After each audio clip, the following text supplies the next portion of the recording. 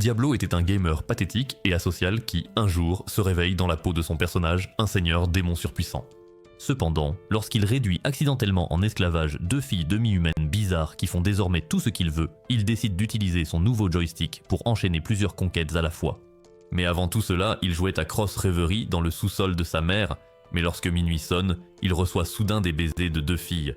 C'est à ce moment-là qu'il comprend qu'il est dans le corps de Diablo, le seigneur démon invaincu qui est son personnage dans le jeu. Pendant que les filles se disputent pour savoir laquelle pourra le posséder, il regarde autour de lui et reconnaît l'endroit comme un lieu du jeu. Dans son ancienne vie, il était un geek en sueur qui respirait bruyamment par la bouche, donc personne ne lui parlait jamais, ce qui explique pourquoi, dans le présent, il bégait comme un idiot en essayant d'attirer l'attention des filles. Rassemblant tout son courage et prenant sa voix la plus grave, il ordonne aux filles d'arrêter de se battre et de se serrer la main. Les filles refusent aussitôt, quand soudain, une force les oblige à se serrer la main. Quelques secondes plus tard, 2 colliers d'esclaves apparaissent autour de leur cou, les horrifiant, en route vers la ville. Les filles expliquent l'avoir invoqué pour qu'ils deviennent leur esclave, mais quelque chose a mal tourné et maintenant, ce sont elles liées à lui. En entendant cela, il fait le lien. Il réalise que sa bague de réflexion magique, obtenue dans le jeu, a renvoyé leur magie d'invocation contre elles. En chemin vers une auberge, les filles se présentent comme Shera et Rem, révélant qu'elles sont des aventurières ayant besoin de sa puissance. En réponse, ils décident de se présenter comme Diablo, le puissant seigneur démon. Finalement, ils arrivent dans un motel miteux où, faute d'argent, ils décident d'occuper une seule chambre avec un lit king size, ce qui donne à Diablo l'espoir de faire un projet de groupe coquin avec Shera et Rem. Soudain, une femme du nom de Célestine arrive dans leur chambre et Shera la salue avec enthousiasme puisqu'elle est la chef de l'association des mages, tandis que Diablo la reconnaît du jeu comme la mage qui protège la ville grâce à sa barrière magique. Célestine remarque rapidement les colliers brisés autour du cou des filles et les invite tous à dîner pour en savoir plus à ce sujet. Une fois que les filles révèlent toute l'histoire, elle leur promet de les aider du mieux qu'elle peut, ce qui pousse Diablo à lui demander froidement pourquoi elle les dérange avec son visage dégoûtant.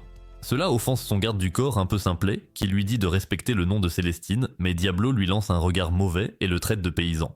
Avant que la situation ne dégénère, Célestine presse Rem d'envisager de garder des gardes du corps, mais lorsqu'elle refuse, Célestine lui rappelle qu'elle est très importante pour leur pays. Mais même ainsi, Rem lui assure qu'elle peut se défendre toute seule, en soupirant. La grande mage s'excuse avec son garde du corps, qui lance un regard noir à Diablo avant de partir. Une fois les personnages secondaires partis, Diablo se tourne vers Rem et lui dit qu'elle doit être très importante, mais elle ment et affirme qu'elle n'est qu'une simple fille chat ordinaire. Cependant, les instincts de gamer de Diablo s'éveillent, et il en conclut que le secret que Rem cache est important pour l'intrigue. Alors il la soulève sur son épaule et dit à Shera qu'il va torturer Rem pour obtenir des informations. Trop heureuse, Shera reste silencieuse, laissant Diablo emmener Rem. Ils arrivent dans la chambre où il la jette sur le lit et lui demande de tout avouer, sinon il s'occupera d'elle d'une manière peu délicate. Furieuse, Rem lui demande s'il compte vraiment la souiller, ce qui pousse Diablo à changer de tactique. À la place, il commence à lui frotter les oreilles, ce qui la fait émettre des bruits de dauphins heureux. Une fois qu'elle libère un liquide étrange, Rem demande à Diablo s'il l'acceptera après avoir appris son grand secret, qui a toujours fait fuir les gens. Il lui promet qu'il ne s'enfuira pas, ce qui permet à Rem de révéler que l'âme du seigneur démon Krebscone est scellée en elle. En entendant ce nom, Diablo se souvient que Krebscone était le boss ultime dans Cross Reverie. Pendant ce temps, Rem explique que son but est de vaincre Krebscone, raison pour laquelle Célestine veut lui assigner des gardes afin qu'elle ne meure pas prématurément et ne libère pas Krebscone dans le monde. En apprenant cela, Diablo assure à Rem qu'il va l'aider dans sa quête, ce qui la touche au point de la faire pleurer. Ne voulant pas voir Rem pleurer comme une gamine, Diablo sort et se retrouve face aux gardes fanatiques de Célestine et à ses potes. Cependant, sachant qu'il n'en vaut pas la peine, Diablo s'apprête à partir quand le fan invoque un salamandre de niveau 30. Diablo se moque de lui en précisant qu'il est au niveau 150 et fait exploser le salamandre. Une fois qu'il a terminé, Diablo est sûr d'une chose. Les pouvoirs que Diablo possédait dans le jeu sont désormais à lui. Ce matin-là, il se demande s'il se trouve dans une réplique du monde présentée dans Crash Reverie ou s'il a été transporté à l'intérieur même du jeu. Décidant qu'il est temps de chercher des réponses, Diablo se lève quand ses mains attrapent quelque chose de doux. En tournant la tête, il s'étrangle en voyant sa main gauche agrippée à la poitrine rebondissante de Shera. Sa panique monte d'un cran lorsqu'il réalise que sa main droite repose sur la poitrine peu développée de Rem. À ce moment-là, Diablo se rend compte qu'il adore les melons quand soudain Shera se réveille et lui crie dessus. Elle lui dit furieusement qu'il ne peut faire ce genre de choses que s'il l'accepte comme sa maîtresse. Peu après, Rem se réveille et devient rouge comme une tomate en découvrant sa main sur sa poitrine plate. Diablo, désormais complètement paniqué, Il se rappelle alors qu'il doit simplement jouer le rôle du démon arrogant, Lord Diablo, alors il dit calmement à Rem qu'il est sûr que sa transformation spectaculaire finira bien par arriver tôt ou tard. Ce jour-là, Rem décide qu'elle va rester fâchée contre Diablo, qui ne prête aucune attention à ses manigances et demande pourquoi il n'a pas encore croisé un seul être humain. Shera répond, révélant que ce quartier est spécifiquement réservé aux demi-humains, ce qui fait réaliser à Diablo que les humains doivent encore être en conflit avec les autres créatures, comme d'habitude. Soupirant, il demande alors aux filles si leur force est mesurée en niveau. Shera confirme mais avoue timidement qu'elle est une débutante, tandis que Rem déclare fièrement qu'elle est au niveau 40. Arrivant enfin à la guilde des aventuriers, Diablo est consterné de voir une foule bruyante d'aventuriers se bagarrer entre eux. Bien qu'il soit une vraie boule de nerfs, il reste calme et suit les filles jusqu'au 2e étage où se trouve la réceptionniste plantureuse de H. Ennum leur demande de remplir les formulaires, mais Diablo, étant un idiot illettré, se rend compte qu'il ne peut pas lire la langue. Il ordonne à Shera de le remplir pour lui, ce qu'elle fait avec enthousiasme, et une fois qu'elle a terminé, la réceptionniste les guide pour toucher le miroir magique afin de connaître leur niveau. Shera passe la première et découvre qu'elle est au niveau 30, ce qui la déçoit car elle espérait surpasser Rem. Mais lorsque vient le tour de Diablo, quelque chose se passe très mal avec le miroir, effrayant tout le monde dans la pièce. Le vacarme attire l'attention de Sylvie, la maîtresse de la guilde, qui demande à Diablo et à son groupe de la suivre. En privé, elle explique à Diablo qu'il est trop fort pour leur petite guilde et lui demande s'il accepterait de recevoir des ordres de quelqu'un de plus faible que lui. Diablo hausse les épaules, affirmant que cela lui est égal tant qu'il est payé, ce qui fait rire Sylvie. Après l'avoir accueilli dans l'équipe, elle les envoie en mission pour rapporter les yeux du serpent Madara qui rôde dans la forêt des mangeurs d'hommes. Rem leur révèle que la quête a été demandée par quelqu'un de l'association des mages, ce qui pousse Diablo à se demander si Célestine ou sa bande de sbires en sont à l'origine, ce qui ravive en lui un souvenir de la nuit où il était au-dessus de Rem. Il chasse ses pensées impures d'un haussement d'épaule. Il demande s'ils peuvent utiliser un portail pour se rendre dans la forêt des mangeurs d'hommes, mais les filles répondent qu'elles n'ont jamais entendu parler de portail de toute leur vie. Diablo fait de son mieux pour expliquer comment cela fonctionne, ce qui fait rire Shera. Elle affirme que si un portail existait, ce serait bien trop pratique et Rem est d'accord, demandant à Diablo s'il a regardé un mauvais film de fantasy de Petawood. Diablo décide qu'il vaut mieux se taire et, après 5 heures de marche, ils arrivent dans la forêt des mangeurs d'hommes, un endroit assez sinistre pour lui donner la chair de poule. Soudain, Shera perçoit la présence de 10 personnes, ce qui alerte Diablo. Il dit aux filles qu'il sent que c'est un piège et leur demande de rester sur leur garde. Sans plus attendre, il lance de la magie élémentaire en direction des arbres, forçant ainsi l'ennemi à sortir de sa cachette. Shera reconnaît instantanément l'elfe. Il s'agit de Celsior, qui confronte Diablo avec colère en lui demandant comment il a osé réduire en esclavage la princesse de Greenwood, qui n'est autre que Shera elle-même. Agacé, Diablo affirme qu'il n'a pas réduit Shera en esclavage, ni qui que ce soit d'autre d'ailleurs, mais Celsior refuse de le croire et annonce sa détermination à libérer la princesse et à la ramener dans leur nation. Cela met Shera en colère, qui dit franchement à l'elfe qu'elle ne partira pas avec lui, surtout après avoir appris que son frère veut lui faire des galipettes pour avoir un bébé. Déconcertée, Celsior demande pourquoi elle préfère vivre comme une esclave alors qu'elle pourrait simplement écarter les jambes et accomplir sa destinée biologique. Cependant, Shera précise avec colère qu'elle n'est l'esclave de personne, ce qui pousse Celsior à lever à nouveau sa flèche. Il déclare alors qu'il se moque de sa raison, puisqu'il a simplement reçu l'ordre de la ramener chez elle. Pendant ce temps, fier, Rem félicite Shera d'être une véritable féministe et lui offre son soutien, tandis que Diablo dit sombrement à Celsior qu'il a commis une grave erreur en se faisant son ennemi.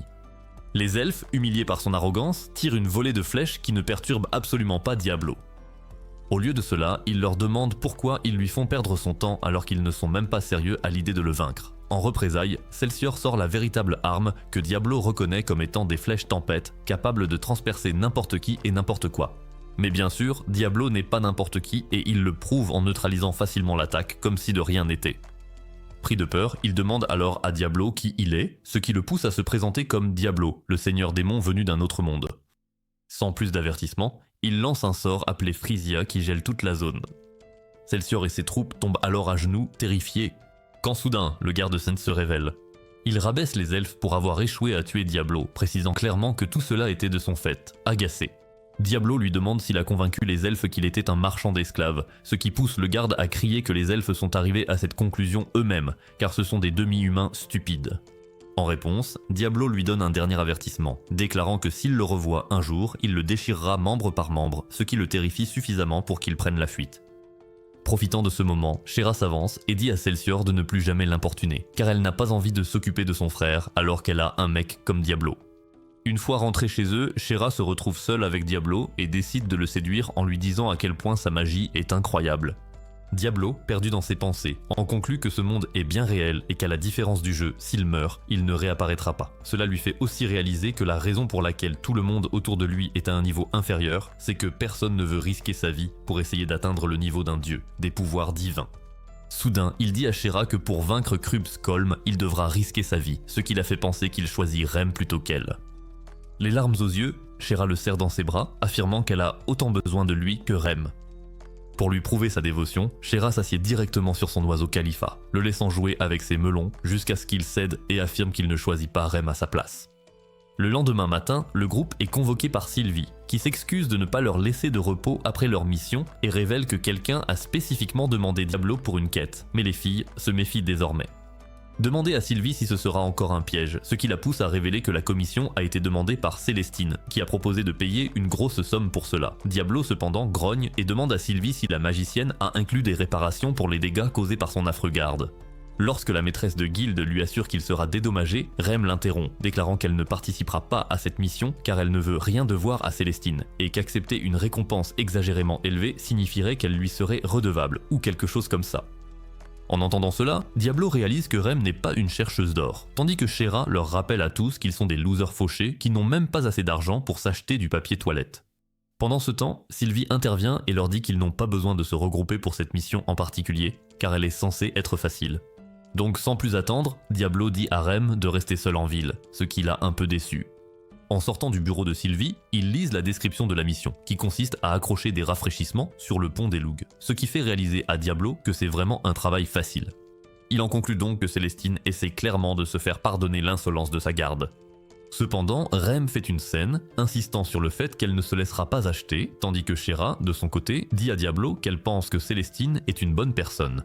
Juste au moment où il s'apprête à partir en mission, un garçon aux cheveux dorés s'adresse à Diablo, lui disant qu'il a l'air aussi maléfique que les rumeurs le prétendent. Maintenant intrigué, Diablo se demande quelles rumeurs circulent, ce qui pousse le garçon à révéler que la ville le connaît comme un démon ayant réduit en esclavage 2 femmes innocentes. Intérieurement, il grimace face à cette rumeur, sachant que les cornes qu'il porte ne sont qu'un accessoire, mais extérieurement, il prend sa voix la plus grave pour demander aux filles qui est le bouffon devant lui. Elles répondent rapidement. Elle révèle qu'il s'agit d'Émile, qui serait le guerrier le plus fort de la guilde des aventuriers. En entendant sa présentation, Émile se vante fièrement de son niveau 50, puis défie Diablo en duel.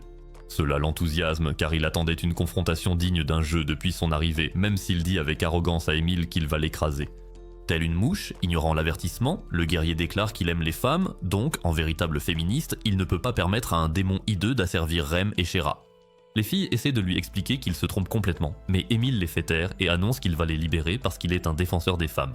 En l'observant, Diablo comprend rapidement qu'Émile n'est qu'un gentil garçon de façade, mais il espère tout de même obtenir un bon combat de sa part. Alors, lorsque le guerrier doré prend sa position de combat, Diablo trépigne d'excitation. Émile se précipite rapidement pour le couper en deux, mais Diablo esquive l'attaque avec son bâton. Pour son prochain mouvement, Émile essaie de rassembler du mana. Mais Diablo le repousse comme un moustique, ce qui le rend furieux. Il crie à Diablo qu'il n'abandonnera pas puisqu'il a grandi en regardant Naruto et lui fonce dessus jusqu'à ce que les filles crient aux 2 idiots d'arrêter. Shera révèle alors à Émile qu'il s'est complètement trompé, tandis que Rem explique que Diablo ne les a pas réduites en esclavage et qu'il les aide en réalité. En entendant cela, Émile éclate de rire et dit à Diablo qu'il a de la chance que les filles lui aient dit qu'il n'était pas une menace. En réponse, Diablo soupire simplement, sachant qu'Émile est mentalement un chimpanzé qui n'a jamais évolué.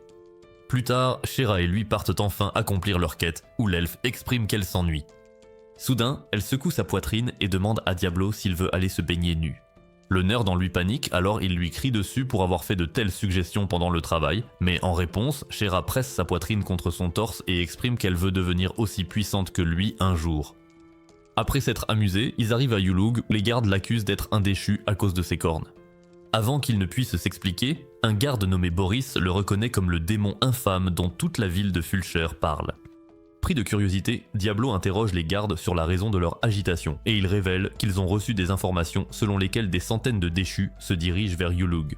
La nouvelle l'inquiète car il sait, grâce à Cross Reverie, que les déchus sont des monstres de boss capables de provoquer des destructions massives. Lorsque Shera exprime son inquiétude pour Yulug, Diablo pense que si les monstres arrivent, toute Yulug sera détruite puisque les gardes sont incapables de vaincre une horde aussi puissante. Cependant, il rassure Shera en lui disant que même si le pont du Lug est détruit, les déchus ne pourront pas entrer à Faltra, car la ville est protégée par la barrière de Célestine. Mais Shera, incapable de se détendre, explique à Diablo qu'il y a eu une augmentation de l'activité des monstres, car ils espèrent ressusciter le seigneur démon Krebsconé. Désormais, il est aussi inquiet que sa compagne. Diablo se demande alors si la véritable cible n'est pas Rem. Alors qu'il s'apprête à rentrer chez elle, il reçoit une lettre de remerciement de Boris, le remerciant d'avoir apporté les rafraîchissements. Stupéfait par cela, Diablo le réprimande de s'inquiéter de choses aussi futiles alors qu'il s'apprête à affronter une horde de monstres. Avec un sourire niais collé sur le visage, Boris affirme que si aujourd'hui devait être son dernier jour, il veut mourir avec honneur. Diablo demande alors au jeune garde pourquoi il ne s'enfuit pas.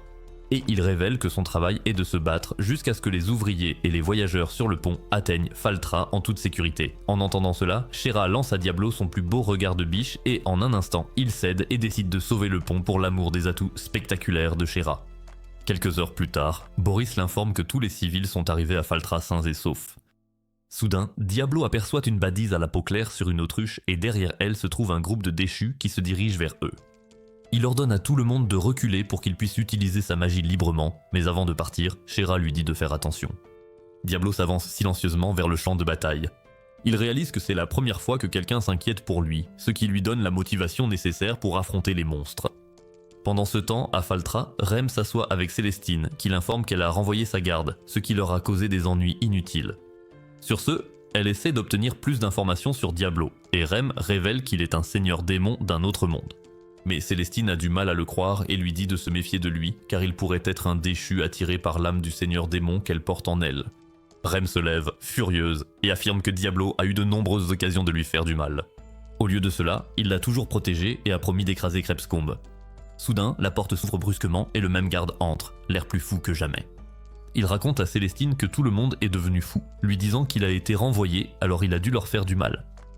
Inquiète, Célestine demande au garde qui il a blessé, mais il s'énerve et lui dit de s'inquiéter pour lui, pour une fois. Alors que Célestine essaie de le calmer, il sort une dague et se la plante dans le corps, invoquant un serpent d'ombre qui s'enroule autour de son corps. Rem reconnaît le mal qui émane du serpent et avertit tout le monde de rester en arrière pendant que le serpent prend complètement possession du garde, le transformant ailleurs en un déchu nommé Grégor.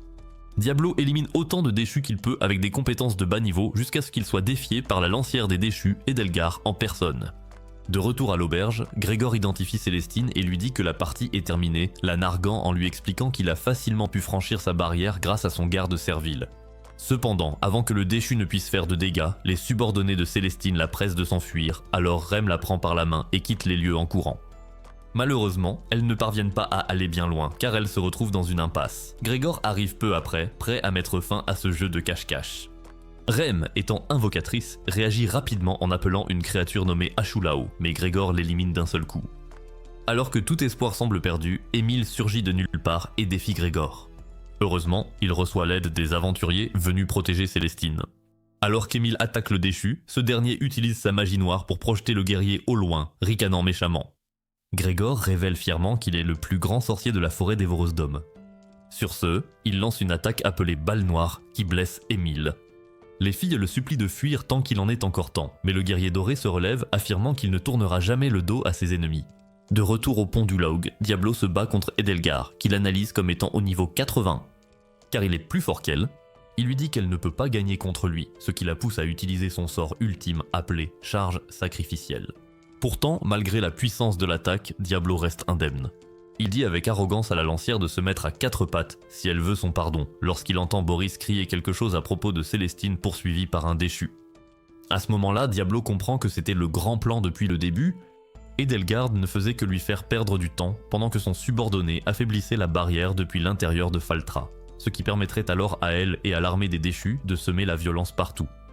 Voyant Edelgar sourire d'un air suffisant, Diablo décide d'utiliser un sort puissant pour en finir avec ce combat.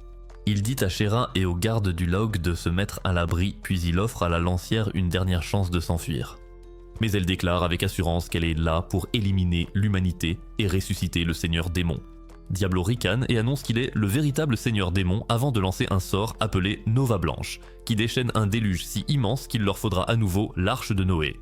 L'attaque laisse Edelgar sans sa protection scénaristique, ce qui surprend Diablo car il espérait qu'elle se transformerait en poussière comme ta grand-mère.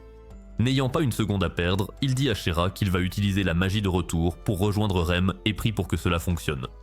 Heureusement, ses prières sont exaucées puisqu'ils arrivent directement devant Grégor. Voyant ses amis ensanglantés et blessés, le visage de Diablo s'assombrit, il reconnaît le courage d'Émile et lui dit qu'il prend la relève. Après avoir entendu cela, le guerrier perd connaissance. Diablo donne donc une potion de soin à Célestine et lui demande de s'occuper des blessés. Surprise par sa détermination, Célestine lui demande s'il va vraiment combattre le déchu pour eux, mais Diablo la corrige rapidement en disant qu'il affronte Grégor pour lui donner une leçon après avoir attaqué sa ville de base. En entendant cela, Grégor se lance dans une tirade en disant qu'il va le transformer en nourriture pour cochon, mais Diablo reste silencieux et évalue son adversaire, réalisant qu'il s'agit d'un bagarreur sorcier selon Cross Reverie, un type de boss qui maîtrise à la fois la magie et l'art de la guerre. Lorsque le déchu lui dit qu'il va détruire la barrière, Diablo révèle calmement qu'Edelgard ne viendra pas puisqu'elle a fini par ressembler à Mia Khalifa après sa session 1 contre 10. Grégor refuse de le croire, le traitant de menteur, puis il lance ses fléchettes, mais cette fois, Diablo neutralise l'attaque et la renvoie sur Grégor, qui reste ébranlé par l'assaut. Pendant ce temps, Diablo lui dit d'arrêter de faire l'idiot, alors le déchu déclenche une attaque appelée Dark Press que Diablo lui renvoie à nouveau, ce qui pousse Grégor à supplier pour sa vie. Mais il n'y aura aucune clémence pour lui, car Diablo affirme qu'il doit payer pour ses crimes. Une fois que le déchu est scellé dans une autre dimension grâce à un autre sort de haut niveau, Diablo reçoit un câlin de Shera tandis que Rem le remercie en larmes de lui avoir sauvé la vie. Gêné, Diablo essaie de jouer les durs en disant à Rem qu'il n'a agi ainsi que parce qu'elle lui appartient. À sa grande surprise, Rem accepte joyeusement d'être à lui. Shera, se sentant mise à l'écart, insiste elle aussi pour dire qu'elle lui appartient. Cela fait complètement bugger son cerveau et il finit par s'évanouir à cause de tout le sang qui afflue vers son entrejambe.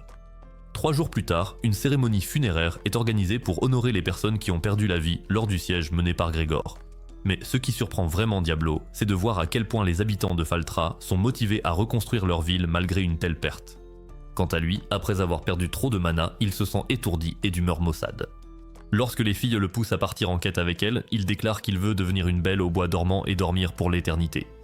Alors pour le soudoyer, Shera porte une robe que les jeunes Romains efféminés portent et cela fonctionne à merveille sur lui. Avant que les choses ne deviennent trop intenses, Rem fait irruption dans la pièce, criant sur Shera parce qu'elle monopolise la tour Eiffel de Diablo. Alors que les filles commencent à se blottir contre lui pour faire avancer leur plan, Sylvie apparaît et l'informe que le seigneur de la ville de Faltra a été sollicité par le royaume elfique pour renvoyer Shera. Pour aggraver les choses, il menace que si Shera n'est pas rendue, ils déclareront la guerre. Donc leur nouvelle mission est de s'assurer qu'il n'y ait pas de guerre entre le royaume elfique et Faltra.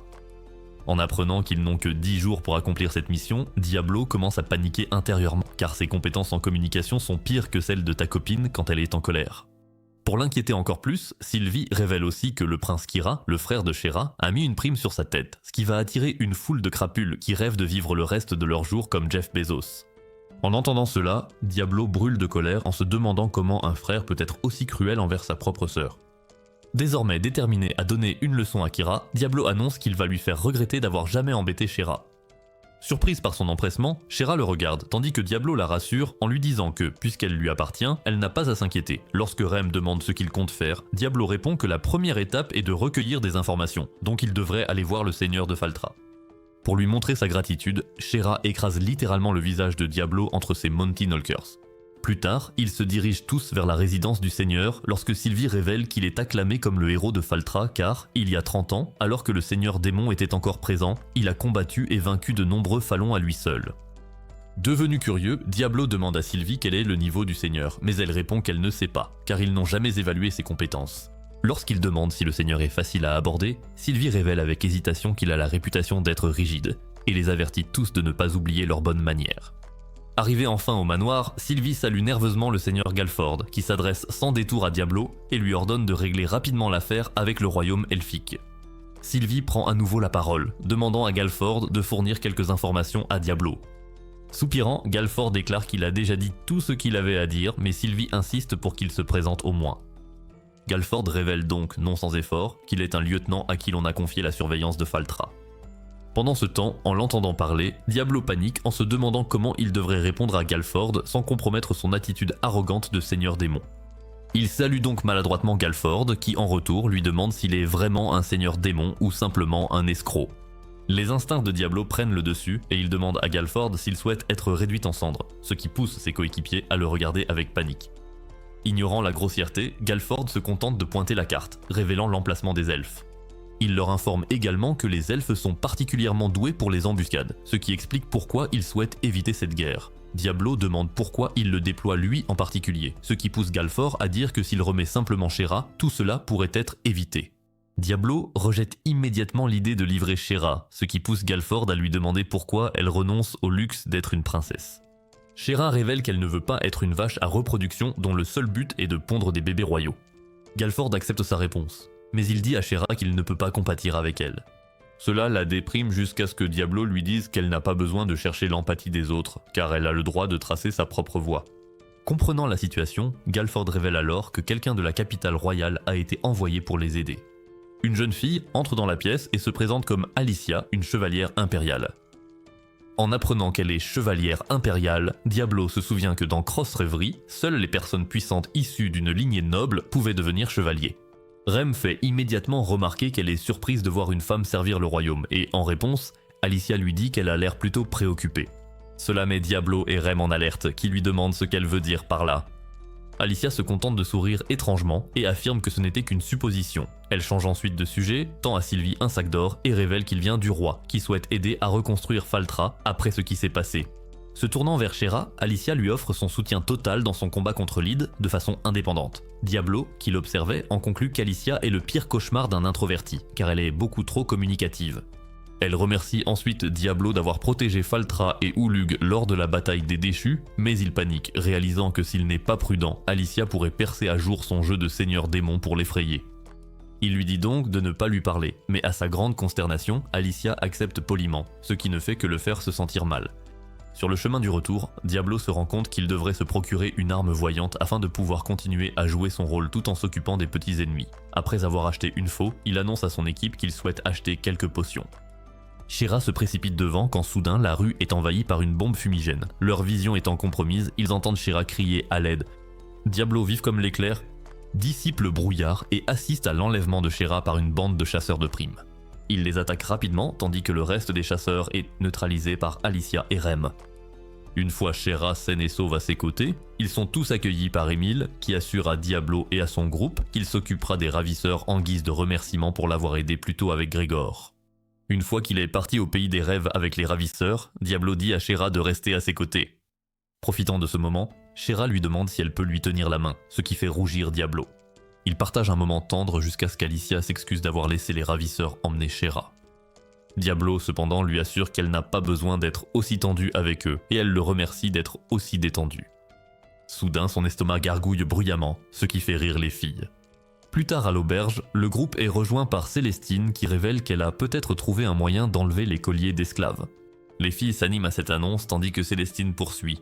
Elle révèle qu'une caravane d'esclaves est arrivée hier, donc les maîtres d'esclaves pourraient être en mesure de les aider.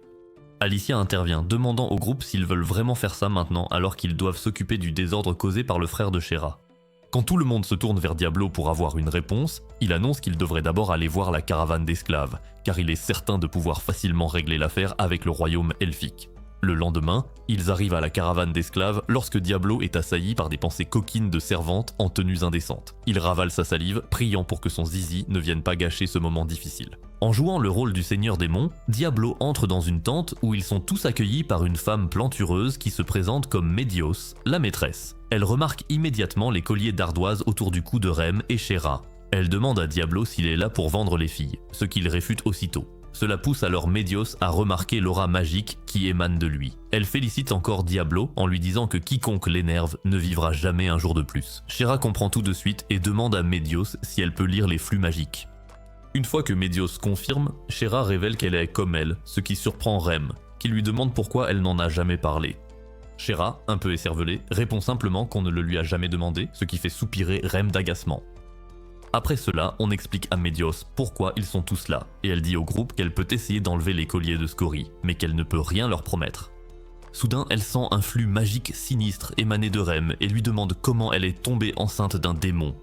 Tout le monde est choqué d'entendre cela, et Shera accuse aussitôt Diablo d'avoir fait des choses avec Rem. Cependant, il rejette rapidement l'accusation en déclarant que quiconque ferait ce genre de choses avec Rem devrait aller en prison. Pour continuer, Médios leur dit que, puisque retirer et poser des colliers maudits est un secret professionnel, elle ne peut le partager qu'avec quelques personnes. Alicia décide de s'éclipser et Rem la suit, révélant qu'elle ne se sent pas bien. Shera lui demande rapidement si elle va bien, mais Rem lui demande à voix basse si elle savait pour le flux de magie noire qui émane d'elle. Shera lui répond qu'elle pouvait le sentir et qu'elle pensait que c'était parce qu'elle est une aventurière super forte. En entendant cela, Rem remercie les dieux d'avoir donné à Shera une intelligence à température ambiante. Après être sortie avec Alicia, Rem se fait demander par la chevalière si elle va vraiment bien. Comme elle ne répond pas, Alicia confie qu'elle avait peur que Médios lise dans son cœur. Cela surprend Rem, qui lui demande pourquoi quelqu'un d'aussi noble qu'elle aurait à craindre une telle chose. Alicia sourit, révélant que plus on essaie d'être vertueux, plus nos pensées deviennent impures. Se sentant désormais plus détendue, Rem avoue qu'elle avait peur que son secret soit découvert. En réponse, Alicia lui demande de fermer les yeux afin qu'elle puisse poser un charme sur sa main qui protégera ses secrets.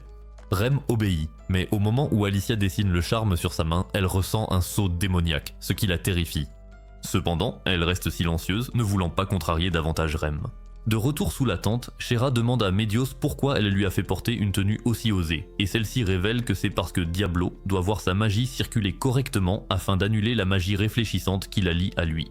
Sur ce, elle lui ordonne de commencer à toucher Shera. Diablo s'exécute, faisant pousser à Shera un cri de plaisir. Une fois qu'il parvient à détecter le centre, il s'efforce de suivre le fil de magie relié au collier, mais le corps de Shera cède alors qu'elle libère des eaux impures. Ce soir-là, Rem lui demande pourquoi il n'a pas réussi, ce qui pousse Diablo à révéler que les fils magiques sont bien trop complexes pour qu'il puisse les comprendre pour l'instant. Soupirant, Rem déclare qu'elle est extrêmement épuisée et demande à Alicia où elle compte dormir. Soudain, Diablo commence à s'imaginer en train de câliner toutes les filles de façon indécente, ce qui le met mal à l'aise puisqu'il a déjà gémi à cause des bruits de dauphin de Shera plus tôt. Heureusement, Alicia les rassure en leur disant qu'elle n'est pas une clocharde comme eux et qu'elle a loué une chambre individuelle pour elle-même. Soudain, ils entendent tous le son d'une flûte. Shera est terrifiée car, quelques secondes plus tard, ils sont tous accueillis par son frère, Kera.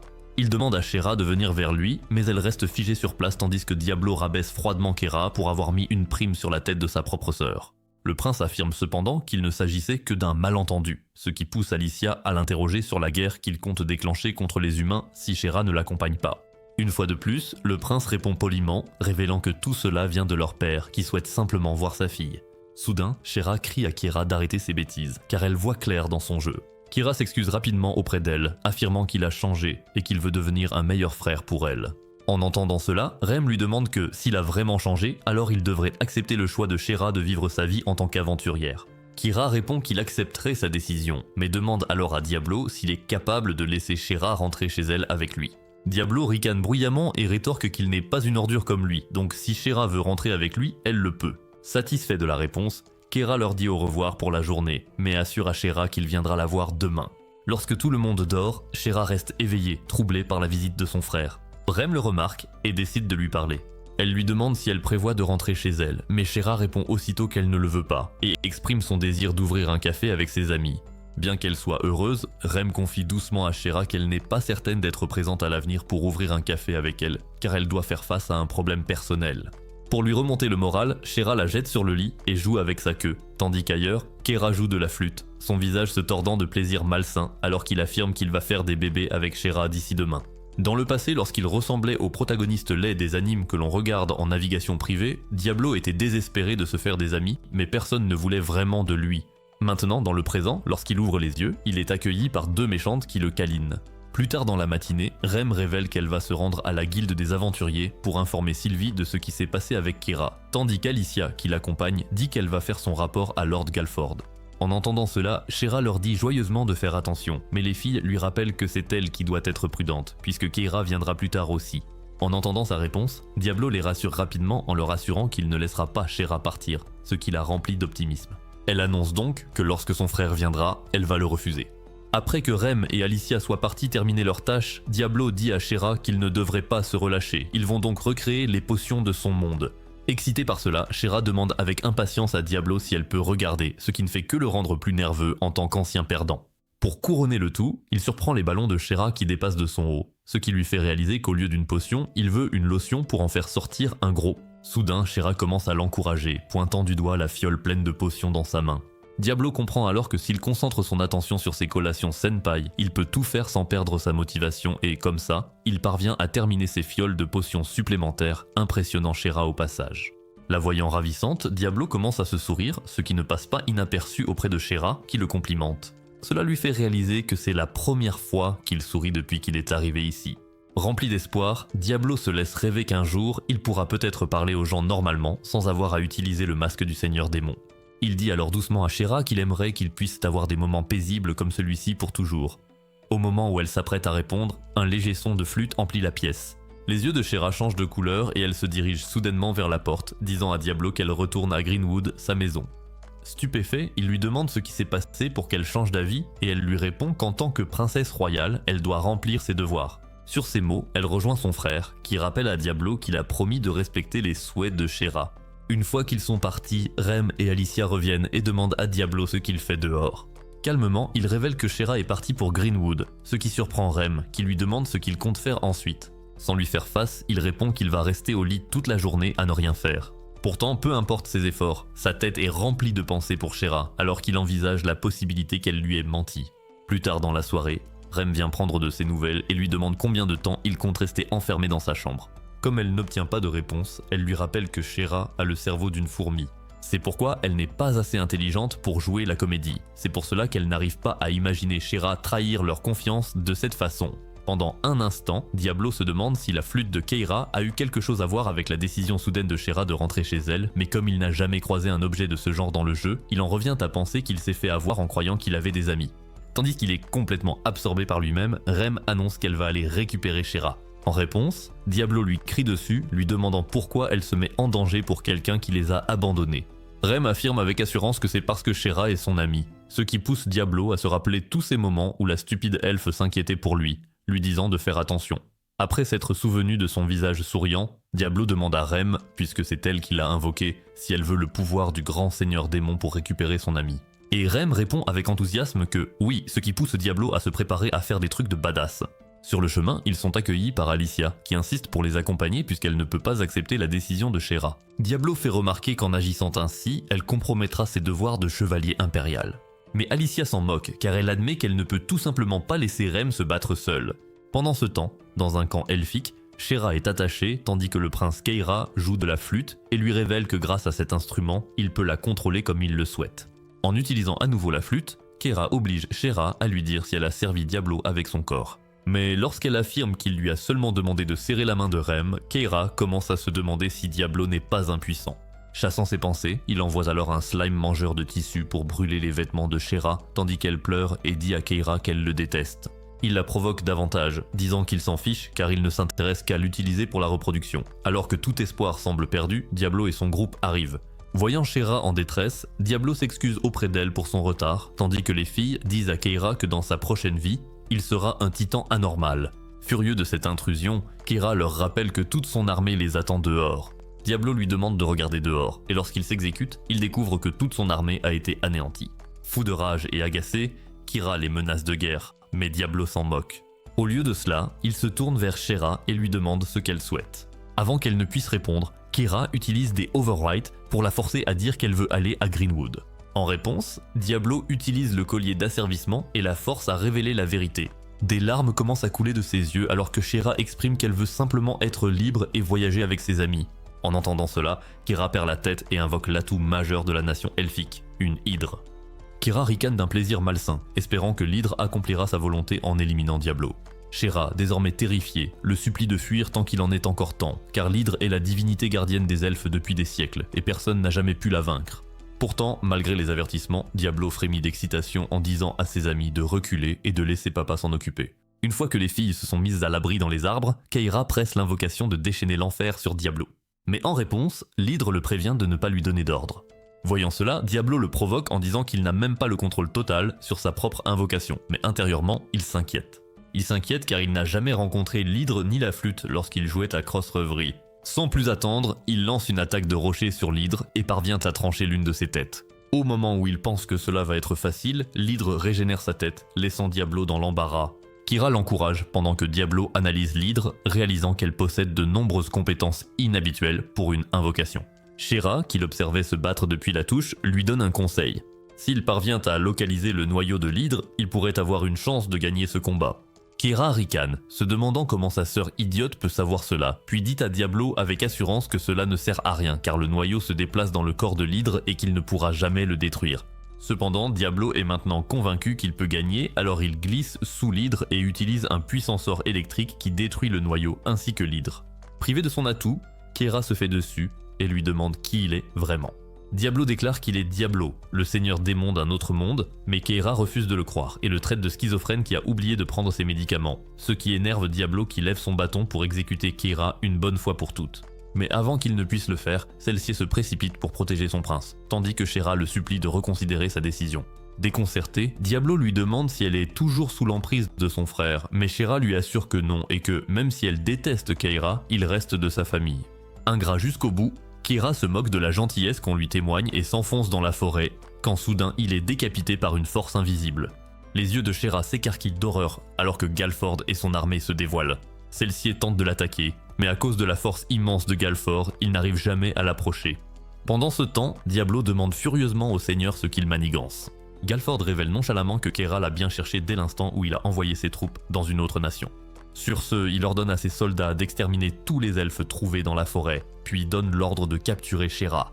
Diablo comprend alors que c'était le plan de Galford depuis le début. Il voulait qu'il se batte contre les elfes afin d'avoir une justification pour s'emparer de Greenwood. Mais le seigneur ne réagit pas à ses paroles. Au lieu de cela, il dit à Diablo que s'il devient un obstacle, il sera lui aussi éliminé. Sans plus d'avertissement, il l'enferme dans une cage conçue pour capturer de grands monstres. Diablo est choqué, réalisant que le sort lui est inconnu, tandis que Galford affirme qu'il n'est pas prêt de sortir. Alicia confronte enfin Galford, lui demandant pourquoi il prend des mesures aussi précipitées, mais il lui répond calmement qu'il fait ce qui est bon pour Faltra et son peuple. Il lui demande alors si une simple chevalière comme elle oserait remettre en question son jugement militaire. En réponse, Alicia lève son épée lorsque Galford lui demande comment elle compte l'arrêter sans lame.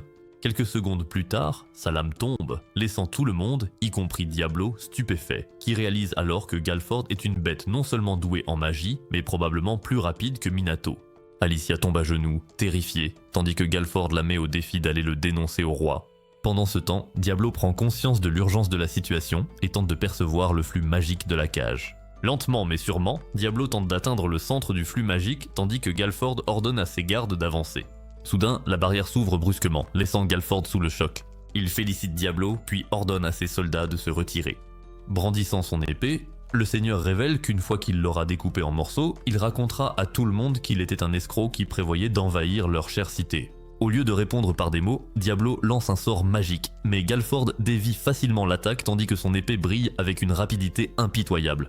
Se sentant plutôt arrogant, le seigneur se moque de Diablo pour sa lenteur et sa faiblesse. Quand soudain il marche sur une mine magique et se blesse, Diablo esquisse un sourire, révélant qu'il avait placé plusieurs mines dès le début de leur affrontement. En tant qu'amateur de bon combat, Galford révèle qu'en 30 ans, Diablo est le premier à l'avoir blessé. Après l'avoir félicité, il utilise des pas éclairs pour s'approcher de Diablo, qui lance un sort enfermant Galford dans une prison de glace. Pensant avoir remporté la victoire, Diablo baisse sa garde, mais soudain Galford brise la glace et manque de peu de lui trancher la gorge. Agissant rapidement, il déclenche des balles de foudre, projetant Galford au loin. À ce moment-là, Diablo se rend compte que le seigneur de Faltra est au niveau 120 et le déclare comme l'adversaire le plus fort qu'il ait affronté depuis son arrivée. Bien qu'il soit grièvement blessé, Galford tente de se relever, ce qui choque Diablo, qui en conclut qu'il ne veut pas avoir ce vieux boomer comme ennemi. Il essaie donc de l'intimider en disant à Galford qu'il a perdu tout intérêt à se battre contre lui. Mais le vieil homme le surprend en disant qu'il ira simplement dire au roi qu'il représente une menace pour leur pays. Heureusement, Alicia intervient et dit à Galford qu'il ne fera rien de tout cela, car c'est elle qui va informer le roi de ses actions irréfléchies qui provoquent le chaos à Faltra. Finalement, Galford accepte sa défaite et ordonne à ses troupes de retourner à leur poste. Pendant ce temps, Rem demande à Diablo quelques potions de soins et s'occupe des elfes blessés.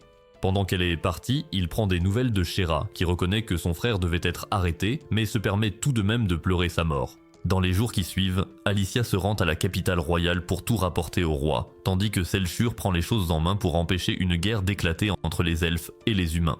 Quant à Diablo, il passe son temps au lit à se remettre du combat. Il reconnaît qu'il est sans le sou, mais explique qu'en tant qu'ancien reclus, il n'a pas encore la volonté de sortir dans le monde. Soudain, il reçoit la visite de Sylvie, qui arrive avec une bouteille de vin ayant la capacité de restaurer la mana. Cependant, après un seul verre, il devient pompette et saute sur Sylvie, la prenant pour un coussin corporel. Pendant ce temps, au château royal, une servante dit à Alicia de ne pas trop se surmener. Elle assure à la travailleuse polie qu'elle va bien et que c'est son devoir de se consacrer au peuple, lorsqu'un homme du nom de Sadler arrive, faisant fuir la servante. Alicia cependant le salue et lui demande des nouvelles de sa récente mission dans le village du sud. Sadler sourit, révélant que chaque personne du village a trouvé le salut. Avec un faux sourire plaqué sur le visage, Alicia lui demande s'il déteste l'humanité. Mais il révèle que c'est son amour qui le motive à exterminer ceux qui vénèrent le Seigneur Démon.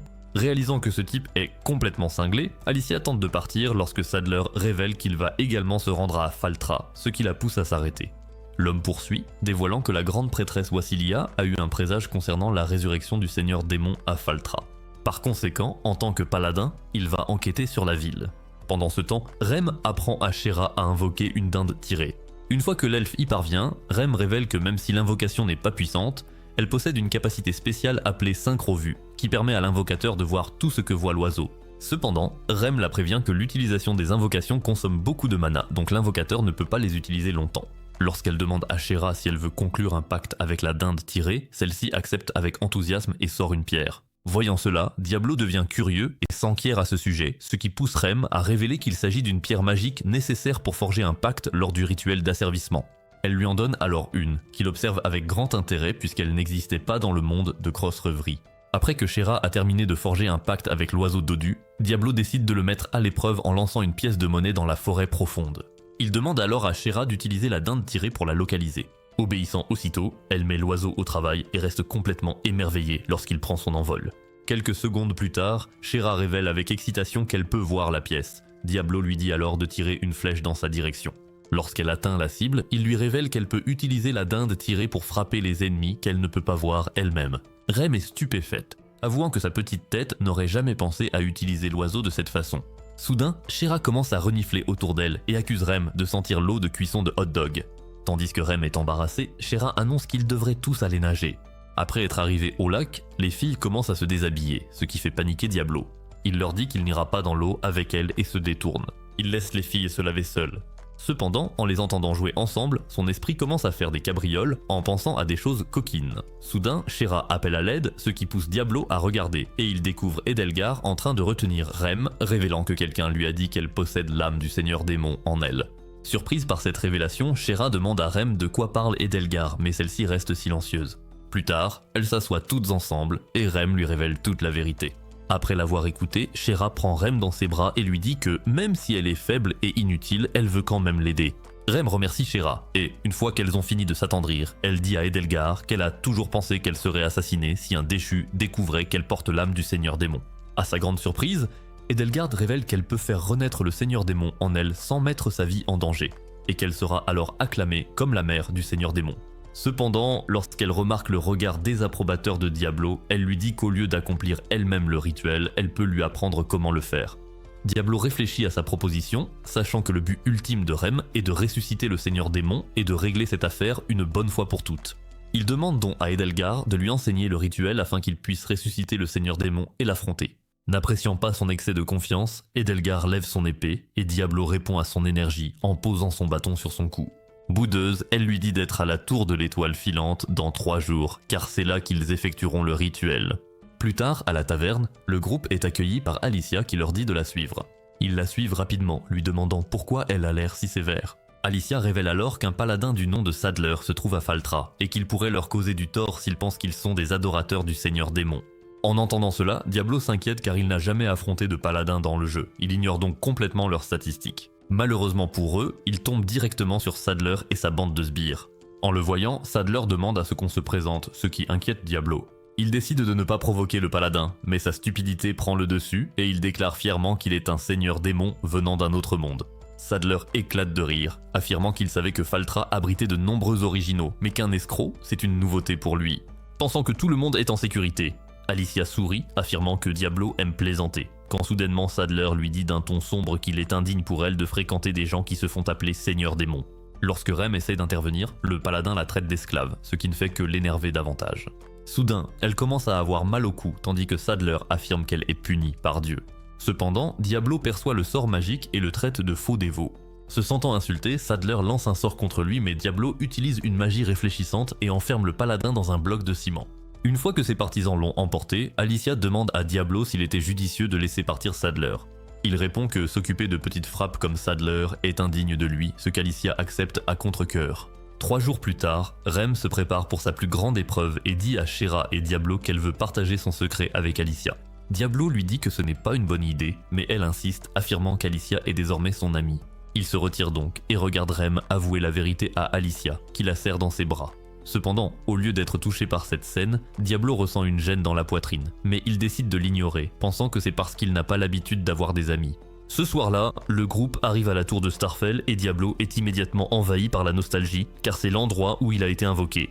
Il présente alors Alicia à Edelgard, révélant qu'elle est leur nouvelle recrue. Mais lorsque la déchue reste silencieuse, Diablo remarque qu'il est étrange qu'elle n'ait aucune opposition. Au lieu de cela, Edelgard dit à Rem qu'elle doit verser sa puissante magie dans l'âme du Seigneur Démon pour le ramener à la vie. En réponse, Rem se tourne vers Diablo et lui dit qu'elle ne peut pas faire confiance à Edelgard. Il lui demande si elle veut tout annuler, mais Rem insiste sur le fait qu'elle veut vaincre Krebskulm et demande à Diablo de l'aider. Il lui assure qu'il fera tout ce qui est en son pouvoir pour tenir la promesse qu'il lui a faite. Sans plus attendre, Edelgard guide Diablo pour qu'il pose sa main sur le ventre de Rem, qui déclare qu'elle n'aurait jamais cru qu'un jour elle réaliserait son rêve. Sans plus de bavardage, Diablo déverse son énergie dans son noyau et ressent la puissance de Krebskulm.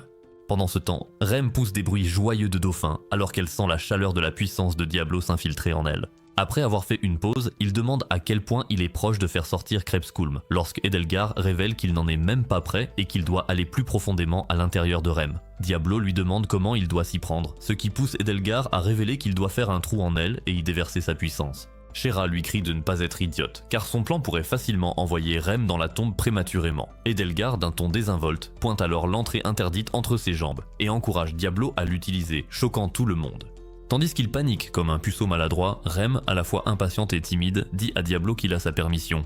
Alors, sans regarder le trou ultime, Diablo insère ses doigts et ressuscite le seigneur démon Krebskulm. Alors que la divinité ricane sinistrement, Diablo essaie de prendre des nouvelles de Rem, qui l'exhorte à vaincre son plus grand ennemi. Une fois que le nuage de fumée se dissipe, Diablo est choqué de voir que le redoutable seigneur démon est en réalité une fille qui pourrait commander un Happy Meal. Pour prouver à tous qu'elle est une puissante et toute puissante seigneur démon, Krebskulm invoque une grande quantité de magie, affirmant qu'elle va tous les éliminer. Mais soudain, sa magie disparaît alors qu'elle essaie désespérément de se rappeler ce qu'elle était sur le point de faire. Sous le choc, Diablo se demande si elle a oublié comment se battre. Soudain, Alicia s'avance et rappelle à Krebskulm qu'elle est censée exterminer la race humaine. Déconcertée, elle demande pourquoi, tandis que Rem lui dit qu'elle n'a pas besoin d'éliminer qui que ce soit. Alicia commence bizarrement à paniquer, demandant à Edelgard de faire quelque chose, mais celle-ci révèle qu'elle est simplement là pour faire tout ce que Krebskulm lui demande. Peu après, Krebskulm annonce qu'elle ne va finalement pas exterminer la race humaine et demande s'ils ont quelque chose à grignoter. Shera lui tend des biscuits, qu'elle dévore comme un gouffre, puis déclare que sa nouvelle mission est de manger tous les biscuits jamais produits. Se rendant compte qu'il n'y aura pas de combat, ils rentrent tous chez eux quand soudain un être nommé Eulerx arrive et dit à Krebskulm qu'il servait l'ancien seigneur démon. Il déclare alors que, pour célébrer sa naissance, il devrait simplement manger tous les mortels, mais Krebskulm dit aussitôt au Davy Jones chelou des pirates des Caraïbes qu'elle ne peut pas tuer les humains car elle a besoin de les garder en vie pour les biscuits. Déconcerté, Eulerx en conclut que Krebskulm doit mourir afin qu'il puisse avoir le véritable seigneur démon qui déteste les mortels. Mais lorsqu'il brandit son arme, Edelgard l'arrête, affirmant qu'ils doivent obéir à la volonté du seigneur démon.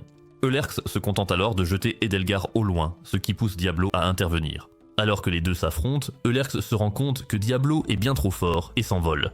Ils arrivent tous à l'auberge où Rem et Alicia décident de partager une chambre, laissant Shera et Krebskulm sous la garde de Diablo.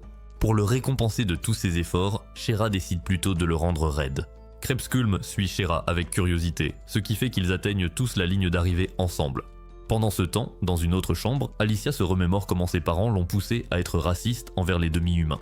À la cour royale, ce n'est pas différent pour elle, car tous l'incitent à rejeter toute empathie envers tout autre être que les humains. En se rappelant cela, Alicia se dit à elle-même qu'elle a besoin du seigneur démon pour accomplir son devoir et débarrasser le monde de l'humanité. Pendant ce temps, dans une vieille église, Sadler prévoit de se venger de Diablo et des demi-humains pour l'avoir insulté. Le lendemain, Shera apprend au seigneur démon une comptine, ce qui pousse Diablo à se demander si Shera va transformer une divinité puissante comme Krebskulm en une idiote amoureuse des Kokom. Quand elle demande à Rem de les rejoindre, celle-ci commence à chanter nerveusement aussi, tandis qu'Alicia les regarde comme ton béguin te regarde. En arrivant à l'auberge, Krebskulm accapare tous les biscuits, tandis que Diablo s'assoit avec Célestine à une autre table pour ne pas avoir à surveiller Krebskulm et Shera.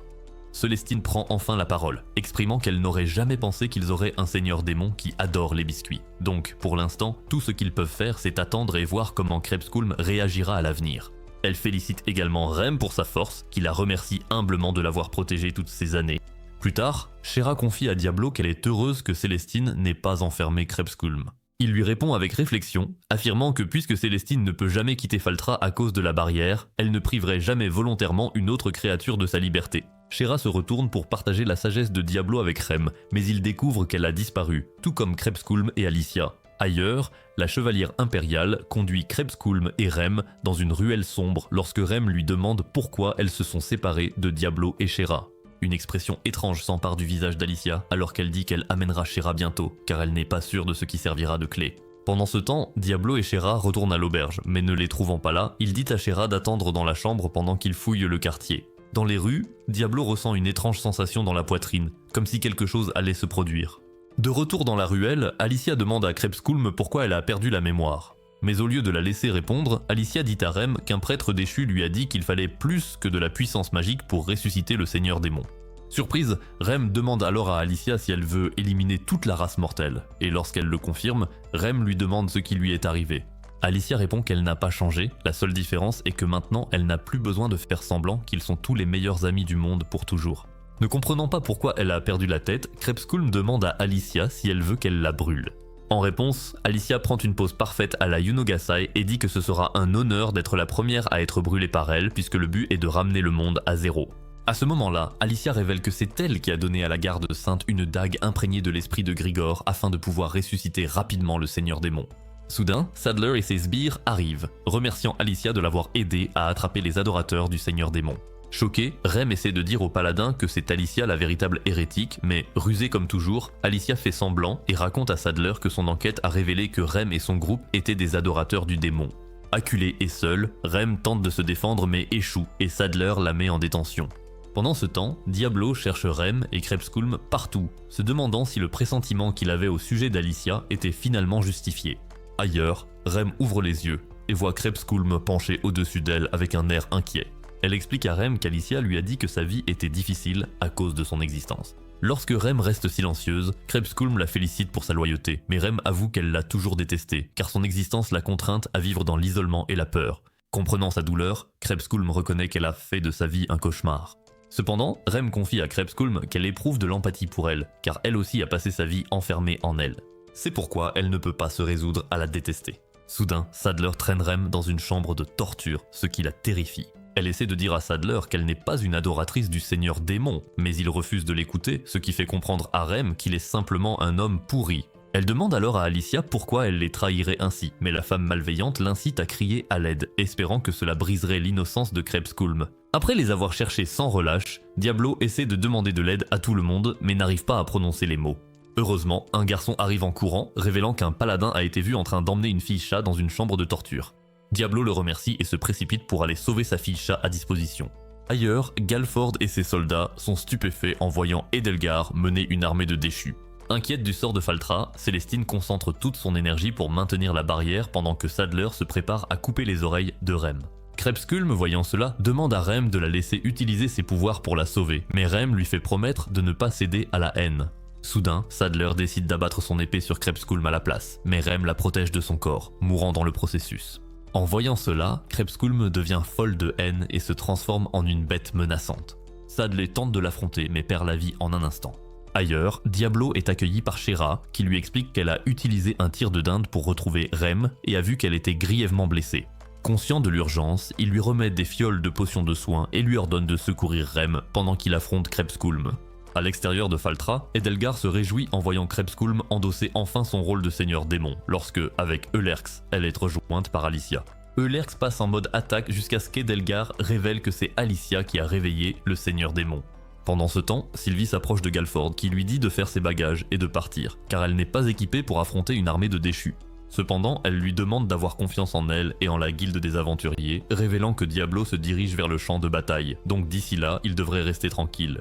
Pendant ce temps, Diablo affronte Krebskulm et tente de lui faire retrouver ses esprits, mais au lieu de cela, elle se jette sur lui avec des intentions meurtrières. En observant ses mouvements, il réalise que la Krebskulm qu'il connaissait a depuis longtemps disparu.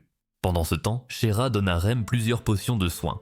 Heureusement, grâce à ses 9 vies, Rem revient pour dire à Shera qu'Alicia était une sale traîtresse qui a causé tout ce chaos, car elle voulait ressusciter le seigneur démon depuis le début. En regardant les fioles vides, Rem s'interroge à leur sujet, et Shera révèle qu'il s'agit de potions de soins fabriquées par Diablo. Rem sent que Diablo a dû lui donner toutes les potions de soins et s'inquiète pour sa sécurité. De retour sur le champ de bataille, Diablo essaie d'esquiver l'attaque de Krebskulm, réalisant que s'il n'était pas au niveau 150, il serait déjà mort. Heureusement, il reçoit l'aide d'Emile, qui lui assure qu'il a mis Rem et Shera en sécurité. Rassuré, Diablo décide alors d'utiliser son sort ultime, Apocalypse Abyss, mais même cela ne suffit pas à arrêter le bain de sang de Krebskulm. Soudain, Shera arrive en portant Rem, blessé. Ensemble, elles s'adressent à Krebskulm, la suppliant de revenir vers elle. Rem la soudoie aussi en disant que si elle redevient comme avant, elle lui donnera plusieurs friandises Scooty. Cela fonctionne car Krebskulm se transforme de nouveau en la Loli que tout le monde aimait. Elle supplie alors Rem de lui pardonner car elle s'est laissée emporter par sa haine et a causé un chaos inutile. Cependant, Rem la rassure en lui disant qu'elle est simplement heureuse de la retrouver. Ailleurs, Ulirex s'abat violemment sur Edelgar. Il la traite d'échec pour s'être allié à Alicia. Sachant que la situation va dégénérer, un garde peu futé fait signe à Alicia de s'enfuir pour se mettre en sécurité. Le lendemain, Sylvia apprend que Krebskulm est le seigneur démon et dit à Diablo qu'elle ne peut pas laisser quelqu'un comme elle se promener librement à Faltra. Et comme Diablo sait qu'elle a raison, il demande à Krebskulm ce qu'elle souhaite faire. Alors la petite seigneur démon révèle qu'elle veut simplement vivre avec Rem, Shera et manger des biscuits pour chien toute sa vie. Après avoir obtenu la clarté dont il avait besoin, Diablo brandit la pierre magique que Rem lui avait donnée plus tôt et annonce qu'il peut effectuer un rituel d'asservissement sur Krebskulm, ce qui la liera à lui. De cette façon, Krebskulm ne représenterait plus une menace pour l'humanité. Krebskulm accepte et, une fois le rituel d'asservissement terminé, ils retournent tous à l'auberge pour un repos bien mérité, quand soudain, des ennuis surgissent sous les traits d'Alicia. Tenant un couteau sous la gorge de Shera, Alicia ordonne à Krebskulm de la suivre. N'ayant pas d'autre choix, ils acceptent et trouvent Edelgar blessé. Alicia révèle que lorsque leur plan de résurrection du seigneur démon a échoué, les déchus se sont retournés contre Edelgar et l'ont puni. Malgré le récit larmoyant d'Alicia, Krebskulm lui demande pourquoi elle devrait aider quelqu'un qui a mis Rem dans une telle situation. C'est alors que Diablo intervient, exhortant Krebskulm à aider Edelgar, ce qui la pousse à obéir. Une fois complètement guéri, Edelgar remercie Krebskulm et lui demande pourquoi elle traîne à nouveau avec les mortels. Krebskulm révèle que ces personnes ont risqué leur vie pour la sauver, alors maintenant elle veut vivre avec eux et manger plein de biscuits. Voyant qu'Edelgar est saine et sauve, Alicia laisse tomber le couteau et lui dit de l'achever. Rem cependant lui demande ce qui l'a rendue aussi folle, alors Alicia commence à révéler qu'elle a été exposée au côté sombre de l'humanité, ce qui l'a remplie d'une haine extrême envers les hommes. En Alicia, Diablo se voit lui-même, se rappelant tous ces moments où il a été mis à l'écart par les autres simplement parce qu'il avait une mauvaise coupe de cheveux. Alors, quand Alicia tente de mettre fin à son abonnement à la vie, Diablo l'en empêche, ce qui la pousse à se demander pourquoi quelqu'un voudrait la sauver après tout ce qu'elle a fait. Il lui crie dessus, affirmant qu'elle ne peut pas choisir la solution de facilité et qu'elle doit se racheter auprès de Rem pour la douleur qu'elle a causée. Comprenant Diablo, Alicia promet de se repentir quand soudain, son corps s'effondre à cause de tous les combats qu'il a menés. Voyant cela, les filles enlèvent rapidement leurs vêtements, y compris Alicia, afin de s'occuper de Diablo qui finit par s'évanouir de bonheur, sachant qu'il peut désormais faire plus de bébés que Gengis Khan n'en a jamais eu de toute sa vie. Es-tu aussi un loser que Diablo? Si oui, commande sauce, et si tu as aimé ce résumé, abonne-toi,